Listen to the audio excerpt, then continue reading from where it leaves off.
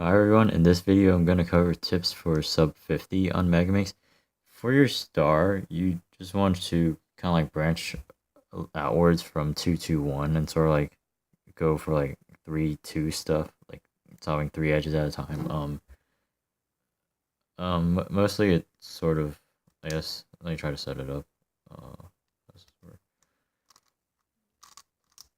it's sort of like this, where you have a red, green, purple, and then for this specific case, you would do something like insert red, then insert purple, then insert green, stuff like that. Another thing you can do, another thing you can do is just remember, like, develop some sort of setups on star pieces. Like, I have one. Here's one setup. I have a white blue and a white yellow edge here. Here, the white yellow edge is right of the blue edge in front of me. And if I have this, I know that to insert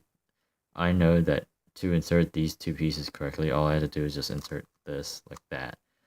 And another one is something like this.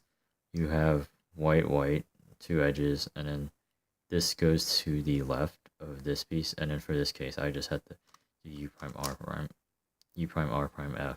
Another setup for stars that I have is this one. You have white, purple here, white, green. This goes to the left of this star piece, and what you do here is just do R U R prime and then F R, and then you get the two pieces off. Just remembering small setups like that helps, because it kind of lessens the amount of stuff you have to memorize for building your star, and that extra time can be useful for filling out, for just guaranteeing a full star after um nearly all of your inspections, because sometimes the last piece is really hard to slot in.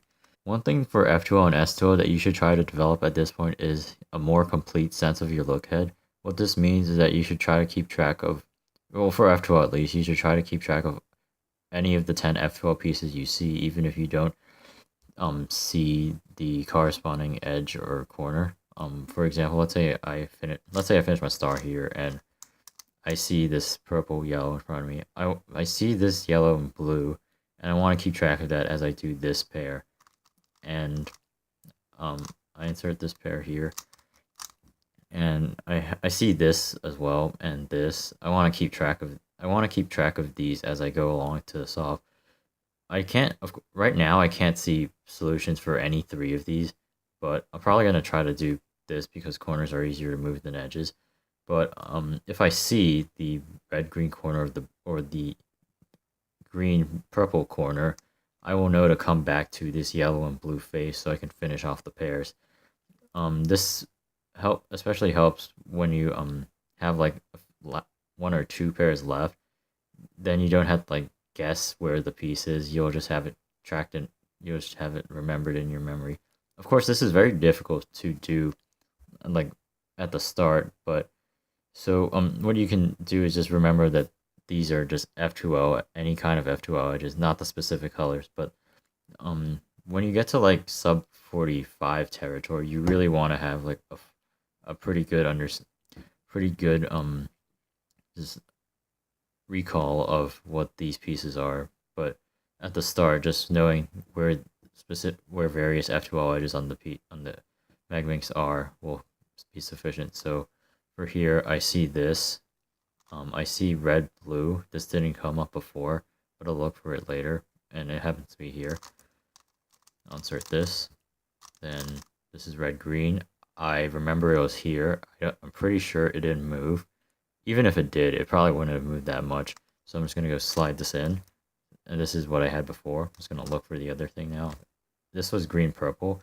And I didn't see this back piece, so it could have been this. And if it was, I would have kept track of that. But sliding this pair up, I can see that it isn't. And it'll probably be somewhere here, which it is. And I know this edge is back. I know this edge is back here, so I'll keep that in mind. For S2O, I want you to apply the same idea of like full tracking of the pieces. Fortunately, it's a bit easier on S2O because you only have to do like 6 pieces at most, which is just the first. There's like 6 pieces for the first section of S2O, then like 4 for the rest. The last one might have like 6 or 8, but everything's on two faces, so that's whatever. So that's one good thing. Another good thing is that in general they're kind of like, I guess, four regions of your S2L. You have like your back left, you have like your back left, and like these two faces. You have this face, and then you have your front face, and then your top layer. So it's like five. After I solve this, I think it'll be four. But what you can do, what that means is, as you just like move around, as you move as you move around the cube, finding your edges and stuff, you can sort of keep track of like which regions have which, and if you don't see a piece in like these four regions, you can like you can use a process of elimination and then see that's here. And once you're ready to solve that pair, you'll just look here for like a second and then find the piece that you want. So I guess I'll apply it here. So here I have my edges solved. I saw this 1, 2, and then I'll just look the back 3, 4. This will match, and then I checked here, and sort of here. Not really. So, but mostly just these three, and the top layer I kind of just saw already. So in this area I saw, what is it, like 4 pieces, I think. 1, 2, yeah, 4 pieces. So I'll know that the last 2 pieces, particularly the remaining edges, are on these faces, and I'll check those later because I have a pair to solve. Do this, and then I'll just check here, 1, 2, and then this one's back here, which is good. Now let's bring this around. I could do like a wide setup thing, but I'm gonna go here. I'm gonna rotate here anyways, so it's better to just do the pair like this. And I'll do it again. So here I have 1, 2, and then I don't really see much here. There's this pair here, so I have this region checked, so I'll just check the back, and then I see this last edge and this last edge. So something like this.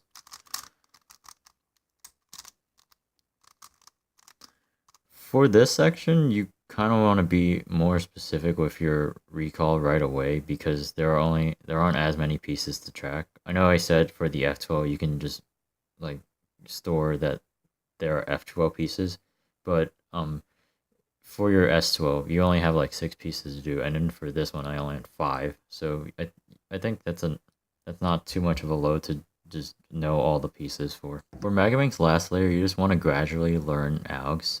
One goal, I think a pretty good goal to shoot for is 50 OLO and 70 PLO. The previous goals for the sub 1 video were 34 of each, so it's 16. That's 16 OLOs and 36 PLOs.